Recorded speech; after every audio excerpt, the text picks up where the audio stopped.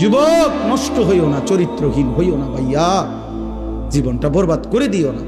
নারী এমনি মিলে যাবে, হুদাই এত পাগল হইও না। এমনি একটা বিবাহিত হালাল স্ত্রী আল্লাহ মিলাই দেবে, এটা আল্লাহর ওয়াদা। যাকে আল্লাহ তাআলা পুরুষ বানাইছেন তার জন্য আল্লাহ তাআলা হালাল স্ত্রী সৃষ্টি করেছেন। ও কিত্তা তুমি এর পাগল হয়ে গেছো। পৃথিবীতে নারী পুরুষের, স্বামী স্ত্রীর এই পবিত্র সম্পর্ক প্রথম